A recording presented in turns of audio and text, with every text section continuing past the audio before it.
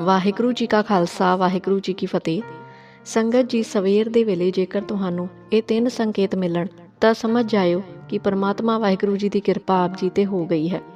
ਜਦੋਂ ਵੀ ਤੁਸੀਂ ਪ੍ਰਭੂ ਭਗਤੀ ਕਰਦੇ ਹੋ ਤਾਂ ਉਸ ਪਰਮੇਸ਼ਵਰ ਦੀ ਕਿਰਪਾ ਉਸ ਘਰ ਤੇ ਜ਼ਰੂਰ ਹੁੰਦੀ ਹੈ, ਭਾਵੇਂ ਉਹ ਸਿੱਧੇ ਤੌਰ ਤੇ ਹੋਵੇ ਜਾਂ ਸੂਖਮ ਰੂਪ ਵਿੱਚ।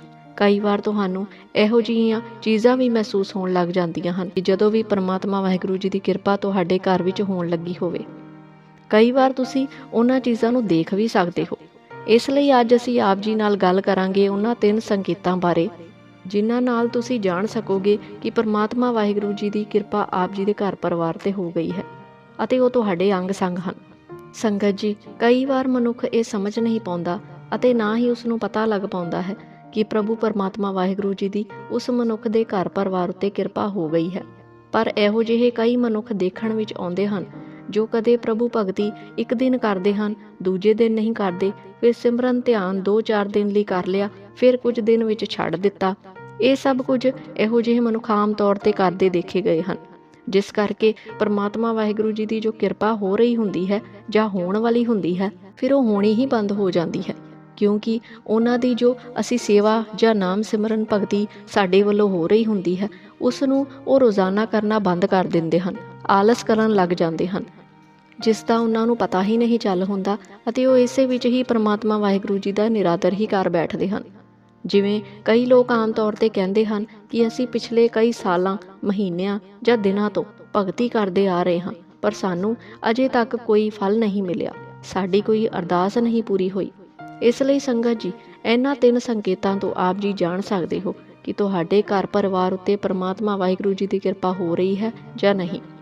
ਜਦੋਂ ਵੀ ਪ੍ਰਭੂ ਪਰਮਾਤਮਾ ਜੀ ਦੀ ਤੁਹਾਡੇ ਤੇ ਮਿਹਰ ਹੋਵੇਗੀ ਤਾਂ ਬਹੁਤ ਤਰ੍ਹਾਂ ਦੇ ਬਦਲਾਅ ਤੁਹਾਡੀ ਜ਼ਿੰਦਗੀ ਵਿੱਚ ਹੋਣ ਲੱਗ ਜਾਣਗੇ, ਜਿਨ੍ਹਾਂ ਨੂੰ ਤੁਸੀਂ ਮਹਿਸੂਸ ਵੀ ਕਰ ਸਕਦੇ ਹੋ। ਜਿਵੇਂ ਉਦਾਹਰਨ ਵਜੋਂ, ਪਹਿਲਾਂ ਆਪ ਜੀ ਜੋ ਵੀ ਕਿਰਤ ਕਰਕੇ ਕੰਮਕਾਜ ਕਰਕੇ ਧਨ ਕਮਾਉਂਦੇ ਸੀ, ਪਰ ਉਸ ਵਿੱਚ ਬਰਕਤ ਨਾ ਹੋਣ ਕਰਕੇ ਉਹ ਧਨ ਵੀ ਘੱਟ ਪ੍ਰਤੀਤ ਹੁੰਦਾ ਸੀ, ਲੋੜਾਂ ਪੂਰੀਆਂ ਹੋਣ ਵਿੱਚ ਮੁਸ਼ਕਿਲ ਆਉਂਦੀ ਸੀ।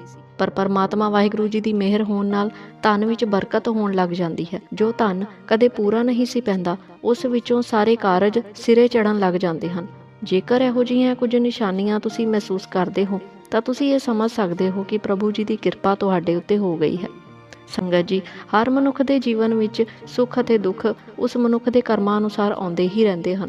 ਸੁੱਖਾਂ ਦੇ ਪਲ ਤਾਂ ਖੁਸ਼ੀ ਨਾਲ ਬੀਤ ਜਾਂਦੇ ਹਨ, ਪਰ ਦੁੱਖਾਂ ਵਿੱਚ ਪਰਮਾਤਮਾ ਵਾਹਿਗੁਰੂ ਜੀ ਉਹਨਾਂ ਦੁੱਖਾਂ ਨਾਲ ਲੜਨ ਲਈ ਤੁਹਾਨੂੰ ਤਾਕਤ ਬਖਸ਼ਦੇ ਹਨ। ਜਿਵੇਂ ਕਈ ਵਾਰ ਤੁਹਾਡੇ ਨਾਲ ਬਹੁਤ ਵੱਡੀ ਦੁਰਘਟਨਾ ਵਾਪਰਨੀ ਸੀ, ਪਰ ਉਸ ਦੁਰਘਟਨਾ ਵਿੱਚ ਤੁਹਾਨੂੰ ਸਿਰਫ ਇੱਕ ਛੋਟੀ ਜਿਹੀ ਝਰੀਟ ਹੀ ਆਉਂਦੀ ਹੈ, ਤਾਂ ਤੁਸੀਂ ਇਹ ਸਮਝ ਸਕਦੇ ਹੋ ਕਿ ਵਾਹਿਗੁਰੂ ਪਾਤਸ਼ਾਹ ਜੀ ਦੀ ਆਪ ਉੱਤੇ ਬਹੁਤ ਮਿਹਰ ਬਣੀ ਹੋਈ ਹੈ ਅਤੇ ਆਪ ਜੀ ਦੀ ਉਹ ਅੰਗ ਸੰਗ ਹਨ।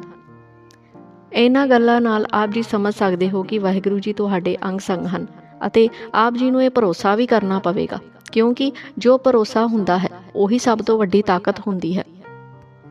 ਸੰਗਤ ਜੀ, ਪਰਮਾਤਮਾ ਵਾਹਿਗੁਰੂ ਜੀ ਬਾਰ-ਬਾਰ ਆਪਣੇ ਵੱਲੋਂ ਕੋਈ ਇਸ਼ਾਰਾ ਜਾਂ ਸੰਕੇਤ ਨਹੀਂ ਦਿੰਦੇ, ਉਹ ਇੱਕੋ ਵਾਰ ਹੀ ਆਪ ਜੀ ਵੱਲ ਸੁਨੇਹਾ ਭੇਜਦੇ ਹਨ। ਇਸ ਲਈ ਉਹਨਾਂ ਦੇ ਨਾਮ ਸਿਮਰਨ, ਜਪ ਅਤੇ ਸੇਵਾ ਵਿੱਚ ਤੁਹਾਨੂੰ ਜੁਟੇ ਰਹਿਣਾ ਚਾਹੀਦਾ ਹੈ ਅਤੇ ਉਹਨਾਂ ਦੇ ਸੰਕੇਤਾਂ ਅਤੇ ਇਸ਼ਾਰਿਆਂ ਨੂੰ ਵੀ ਸਮਝਣ ਦੀ ਕੋਸ਼ਿਸ਼ ਕਰਨੀ ਚਾਹੀਦੀ ਹੈ। ਸਭ ਤੋਂ ਪਹਿਲਾ ਸੰਕੇਤ ਹੁੰਦਾ ਹੈ ਕਿ ਜਦ ਵੀ ਤੁਸੀਂ ਸੋ ਰਹੇ ਹੁੰਦੇ ਹੋ, ਨੀਂਦ ਵਿੱਚ ਹੁੰਦੇ ਹੋ, ਪਰ ਆਪ ਜੀ ਦੀ ਇੱਕਦਮ ਨੀਂਦ ਅੰਮ੍ਰਿਤ ਵੇਲੇ ਖੁੱਲ੍ਹ ਜਾਂਦੀ ਹੈ ਅਤੇ ਅੰਮ੍ਰਿਤ ਵੇਲੇ ਹੀ ਜੇਕਰ ਆਪ ਜੀ ਨੂੰ ਸੁਪਨੇ ਵੀ ਆਉਂਦੇ ਹਨ, ਜਿਵੇਂ ਤੁਸੀਂ ਗੁਰੂ ਘਰ ਖੜ੍ਹੇ ਹੋ ਜਾਂ ਗੁਰਬਾਣੀ ਪੜ੍ਹ ਰਹੇ ਹੁੰਦੇ ਹੋ ਜਾਂ ਸਿਮਰਨ ਧਿਆਨ ਕਰਦੇ ਹੋ, ਜੇਕਰ ਇਹੋ ਜਿਹੇ ਸੁਪਨੇ ਤੁਹਾਨੂੰ ਅੰਮ੍ਰਿਤ ਵੇਲੇ ਆਉਂਦੇ ਹਨ ਤਾਂ ਇਹ ਪਹਿਲਾ ਸੰਕੇਤ ਹੁੰਦਾ ਹੈ ਕਿ ਪ੍ਰਭੂ ਪਰਮਾਤਮਾ ਜੀ ਦੀ ਆਪ ਜੀ ਤੇ ਮਿਹਰ ਵਰਤ ਰਹੀ ਹੈ, ਉਹਨਾਂ ਦੀ ਕਿਰਪਾ ਆਪ ਜੀ ਤੇ ਹੋ ਗਈ ਹੈ। ਦੂਜਾ ਸੰਕੇਤ ਹੁੰਦਾ ਹੈ ਕਿ ਅੰਮ੍ਰਿਤ ਵੇਲੇ ਜੇਕਰ ਆਪ ਜੀ ਨੂੰ ਇੱਕਦਮ ਅਚਾਨਕ ਕਿਤੋਂ ਘੰਟੀਆਂ, ਸ਼ੰਖ ਜਾਂ ਨਗਾੜੇ ਜਾਂ ਫਿਰ ਵਾਹਿਗੁਰੂ ਸਿਮਰਨ ਹੋਣ ਦੀ ਆਵਾਜ਼ ਸੁਣਾਈ ਪ੍ਰਤੀਤ ਹੁੰਦੀ ਹੈ, ਤਾਂ ਇਹ ਦੂਜਾ ਸੰਕੇਤ ਹੁੰਦਾ ਹੈ ਕਿ ਪ੍ਰਭੂ ਪਰਮੇਸ਼ਵਰ ਜੀ ਦੀ ਕਿਰਪਾ ਆਪ ਉੱਤੇ ਹੋ ਗਈ ਹੈ ਅਤੇ ਉਹ ਆਪ ਜੀ ਦੇ ਅੰਗ ਸੰਗ ਹਨ। ਤੀਜਾ ਸੰਕੇਤ ਦੱਸਦਾ ਹੈ ਕਿ ਜਦੋਂ ਆਪ ਜੀ ਅਜੇ ਸਿਮਰਨ ਭਗਤੀ ਲਈ ਜਾ ਹੀ ਰਹੇ ਹੁੰਦੇ ਹੋ, ਬੈਠਣ ਹੀ ਵਾਲੇ ਹੁੰਦੇ ਹੋ, ਤਾਂ ਤੁਹਾਨੂੰ ਇੱਕ ਬਹੁਤ ਸੋਹਣੀ ਖੁਸ਼ਬੂ ਆਉਂਦੀ ਪ੍ਰਤੀਤ ਹੋਵੇਗੀ।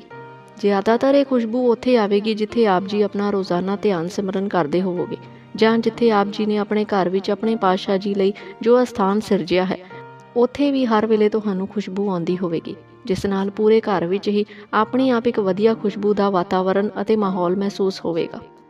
ਕਿਉਂਕਿ ਸੰਗਤ ਜੀ, ਜਿਸ ਘਰ ਵਿੱਚ ਨਕਾਰਾਤਮਕਤਾ ਹੋਵੇਗੀ ਉਸ ਸਥਾਨ ਤੇ ਹਮੇਸ਼ਾ ਬਦਬੂ ਆਉਂਦੀ ਹੋਏਗੀ। ਇਹ ਨਕਾਰਾਤਮਕ ਊਰਜਾ ਦਾ ਸੰਕੇਤ ਹੁੰਦਾ ਹੈ। ਪਰ ਜੇਕਰ ਘਰ ਵਿੱਚ ਖੁਸ਼ਬੂ ਆਪਣੇ ਆਪ ਹੁੰਦੀ ਹੈ ਤਾਂ ਉੱਥੇ ਸਕਾਰਾਤਮਕ ਊਰਜਾ ਦਾ ਵਾਸ ਹੁੰਦਾ ਹੈ, ਜਿਸ ਨਾਲ ਘਰ ਵਿੱਚ ਸੁੱਖ ਅਤੇ ਖੁਸ਼ੀ ਦਾ ਮਾਹੌਲ ਬਣਿਆ ਰਹਿੰਦਾ ਹੈ। ਆਸ ਹੈ ਅੱਜ ਦੀ ਵੀਡੀਓ ਤੋਂ ਆਪ ਜੀ ਨੂੰ ਕੁਝ ਜਾਣਕਾਰੀ ਮਿਲੀ ਹੋਵੇਗੀ। ਵੀਡੀਓ ਚੰਗੀ ਲੱਗੀ ਹੋਵੇ ਤਾਂ ਵੀਡੀਓ ਨੂੰ ਲਾਈਕ ਅਤੇ ਸ਼ੇਅਰ ਜ਼ਰੂਰ ਕਰਿਓ।